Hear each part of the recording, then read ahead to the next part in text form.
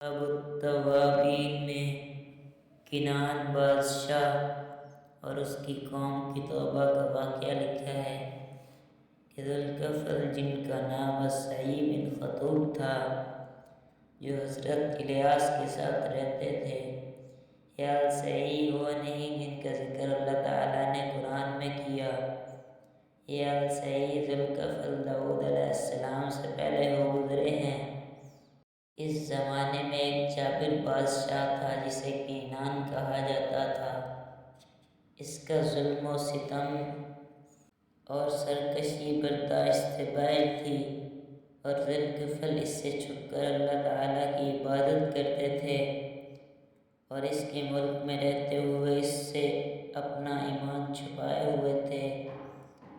بادشاہ کو بتایا گیا کہ تیرے ملک میں ایک ایسا آدمی ہے جو تیرے معاملے میں فساد پیدا کر رہا ہے اور تیرے علاوہ کسی دوسرے کی عبادت کی طرف لوگوں کو بلاتا ہے۔ پس بادشاہ نے آپ کو بلا بھیجا تاکہ آپ کو قتل کر دے۔ آپ کو لایا گیا۔ جب آپ اس کے پاس پہنچے تو اس نے کہا، اس کی حقیقت کیا ہے؟ جو کچھ مجھ تک پہنچا ہے کہ تم میری غیر کی عبادت کرتے ہو۔ ذوالکفل نے کہا، میری بات سنو اور سمجھو اور غصہ نہ کرو، کیونکہ غصہ دشمن جان ہے اور نفس کو خواہشات کے حوالے کر دیتا ہے، اور جو صاحب قدرت ہو اسے غصے نہیں ہونا چاہیے، کیونکہ اسے اپنے ارادے کو عملی شکل دینے کی قدرت حاصل ہوتی ہے۔ بادشاہ نے کہا، کہو کیا کہتے ہو؟ ذوالکفل نے اپنی گفتگو کا آغاز اللہ کے ذکر کی حمد سے کیا اور پھر کہا، کیا تیرا گمان ہے کہ تو معبود ہے؟ کیا ساری مخلوق کا معبود ہے یا اس چیز کا جو تیری ملکیت میں ہے؟ اور اگر تو فقط اپنی مملوکات کا معبود ہے تو تیرے ساتھ وہ معبود بھی شریک ہے جو ان چیزوں کا رب ہے جو تیری ملکیت میں نہیں۔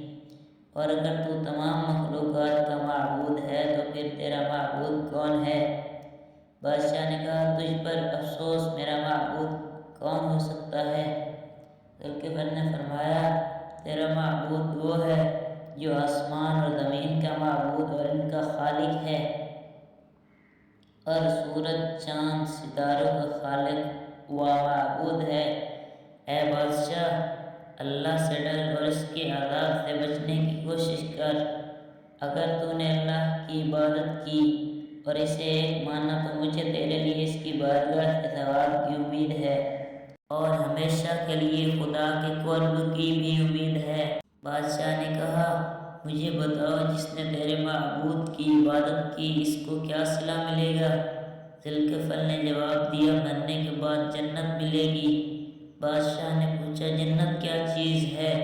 اس نے جواب دیا، ایسا گھر جسے اللہ تعالیٰ نے اپنے دست سے پیدا فرمایا ہے اور اسے اپنے دوستوں کا مسکن بنایا ہے۔ اللہ تعالیٰ انہیں قیامت کے دن اٹھائے گا، اس حال میں کہ وہ 33 سال کے بے ریش جوان ہوں گے۔ پھر اللہ تعالیٰ انہیں ہمیشہ رہنے والی جنت نعیم میں داخل فرمائے گا۔ اہل جنت کی جوانی بڑھاپے سے ناآشنا ہوگی، وہ کوچ موت کے خطرے سے بے نیاز ہمیشہ وہاں مقیم رہیں گے۔ ان کی حیات حیات ابدی ہوگی جس میں موت کا خوف نہیں ہوگا، وہ نعمتوں، خوشیوں اور شادمانیوں میں رہیں گے۔ بادشاہ نے کہا، جو تیرے معبود کی عبادت نہ کرے بلکہ نافرمانی کرے اس کی کیا سزا ہے؟ تو آپ نے فرمایا، ان کی سزا جہنم کی آگ ہے۔ ایسے لوگ شیطانوں کے ساتھ ہوں گے اور لوہے کی زنجیروں میں جکڑے ہوئے ہوں گے، وہ کبھی بھی نہیں مریں گے۔ ابدی عذاب اور طویل حقارت ان کا مقدر ہوگی۔ زبانیہ فرشتے انہیں لوہے کے ڈنڈوں کے ساتھ ماریں گے۔ زقوم اور دری ان کا کھانا ہوگا، اور کھولتا ہوا پانی ان کا مشروب ہوگا۔ بادشاہ پر گزشتہ اعمال کی وجہ سے خوف طاری ہو گیا اور وہ رو پڑا اور کہا، اگر میں اللہ پر ایمان لاؤں تو مجھے کیا ملے گا؟ آپ نے فرمایا، تجھے جنت ملے گی۔ اس نے پوچھا، اس کی ضمانت کون دے گا؟ آپ نے فرمایا میں اس کا ضامن ہوں اور میں تیرے لیے ایک دستاویز لکھ دوں گا، یہ اللہ کے ذمہ کرم پر ہوگی، تو یہ دستاویز لے جائے گا، اس تحریر کے مطابق تقاضا کرے گا اس چیز کا جو تیرے لیے ہوگی۔ میرا مہربان و کریم رب تمہیں پورا اجر عطا کرے گا، بلکہ اس سے بھی زیادہ عطا کرے گا، کیونکہ وہ ہر چیز پر قادر بھی ہے اور تمام پر غالب بھی ہے۔ بادشاہ نے اس سلسلے میں کچھ غور و فکر کیا۔ اللہ تعالیٰ نے اس کے لیے بھلائی کا ارادہ فرمایا تھا، لہذا بادشاہ نے کہا میرے لیے اللہ کے نام ایک ضمانتی رکا لکھ دو۔ آپ نے لکھا یہ تحریر فلاں کفیل نے اللہ تعالیٰ کے نام لکھی ہے، کنان نامی بادشاہ کے لیے۔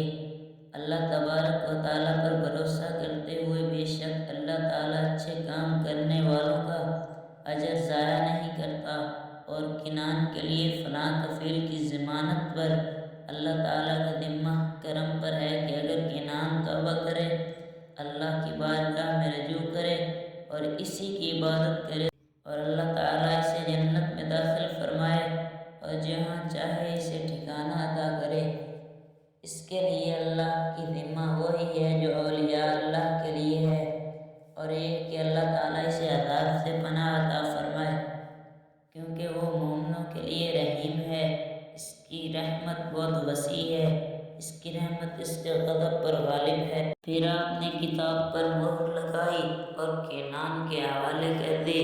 پھر بادشاہ نے کہا میری رہنمائی کرو کہ میں کیا کروں۔ آپ نے فرمایا اٹھو اور پہلے غسل کرو اور نئے کپڑے پہنو۔ بادشاہ نے ایسا ہی کیا۔ پھر آپ نے حکم دیا کہ حق تعالیٰ کی توحید کی گواہی دو اور شرک سے برائیت کا اظہار کرو۔ بادشاہ نے ایسا ہی کیا۔ پھر بادشاہ نے پوچھا میں کس طرح اپنے رب کی عبادت کروں، تو آپ نے اسے احکام اسلام اور نماز کی تعلیم دی۔ بادشاہ نے کہا اے ذوالفقار، اس بات کو چھپائے رکھنا اور ظاہر نہ کرنا یہاں تک کہ میں درویشوں کے ساتھ مل جاؤں۔ اس کے بعد اس نے لباس شاہی اتار دیا اور چپکے سے نکل کر فقراء کے گروہ میں شامل ہو گیا۔ اللہ کی زمین میں گھومنا شروع کر دیا۔ اس کے رعایا نے اسے گم پایا تو اس کی تلاش کی۔ جب قوم کو اپنا حاکم نہ ملا تو کہا کہ ذوالفقار کو پکڑو، کیونکہ اس نے ہمارے شاہ کو دھوکہ دیا ہے۔ راوی کہتے ہیں قوم اپنے حکمران کی طلب میں نکلی، جبکہ ذوالفقار چھپ گئے تھے۔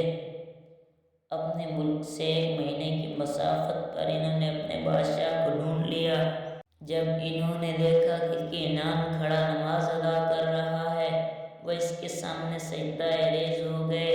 بادشاہ ان کی طرف مڑا اور کہا واحد و قہار رب کو سجدہ کرو اور مخلوق میں سے کسی کو بھی سجدہ نہ کرو، کیونکہ میں زمین و آسمان اور شمس و قمر کے رب پر ایمان لا چکا ہوں۔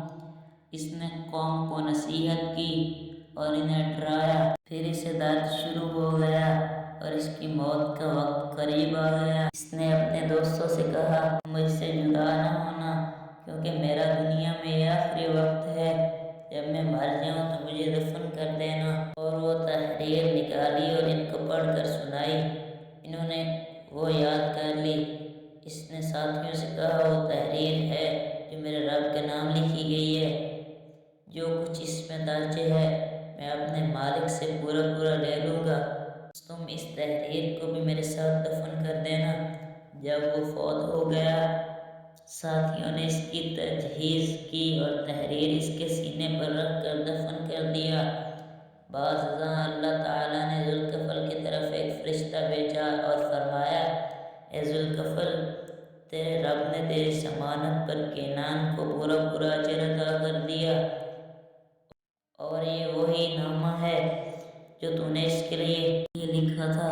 اور اللہ تعالیٰ فرماتا ہے میں اپنے اطاعت گزاروں کے ساتھ ایسا ہی اچھا سلوک کرتا ہوں۔ ذوالفقار کے پاس جب فرشتہ وہ تحریر لے کر آیا تو ذوالفقار بھی لوگوں کے سامنے آ گئے۔ لوگوں نے انہیں پکڑ لیا اور کہا تو نے ہی ہمارے بادشاہ کو دھوکہ دیا ہے۔ آپ نے فرمایا میں تمہارے نہیں دیا، بلکہ اسے اللہ تعالیٰ کی طرف بلایا ہے اور اس کے لیے جنت کی ضمانت دی ہے۔ اور آج فلاں وقت تمہارا بادشاہ فوت ہو گیا، تمہارے لوگوں نے اسے دفن کیا ہے، یہ ہی نامہ ہے جو میں نے اللہ کے نام اس کے لیے لکھا تھا۔ اللہ تعالیٰ نے اس کو پورا حق عطا کر دیا اور یہ تحریر میرے قول کی تصدیق کرنے والی ہے۔ تم اپنے ساتھیوں کے لوٹنے کا انتظار کرو۔ انہوں نے آپ کو روک لیا یہاں تک کہ ان کے لوگ آ گئے۔ انہوں نے ان سے سارا ماجرا پوچھا۔ ساتھیوں نے سارا قصہ کہہ سنایا۔ لوگوں نے کہا، تم اس تحریر کو پہچانتے ہو جو تم نے بادشاہ کے ساتھ دفن کی ہے؟ انہوں نے کہا، ہاں۔ لوگوں نے وہ تحریر ان کو دکھائی۔ انہوں نے پڑھ کر کہا، یہ وہی تحریر ہے جو بادشاہ کے ساتھ تھی اور ہم نے اسے فلاں دن دفن کیا ہے۔ انہوں نے وہ تحریر بھی دیکھ لی اور ذوالکفل انہیں پہلے ہی بادشاہ کی موت کا دن بتا چکے تھے۔ پس وہ سارے ایمان لے آئے اور آپ کی پیروی کرنے لگے۔ اس وقت ایمان لانے والوں کی تعداد 1,24,000 تک پہنچ گئی اور ذوالکفل ان کے ساتھ اس طرح کفیل بن گئے جس طرح ان کے بادشاہ کے لیے رب کے حضور کفیل ہوئے۔ اسی وجہ سے اللہ تعالیٰ نے ان کا نام ذوالکفل رکھ دیا۔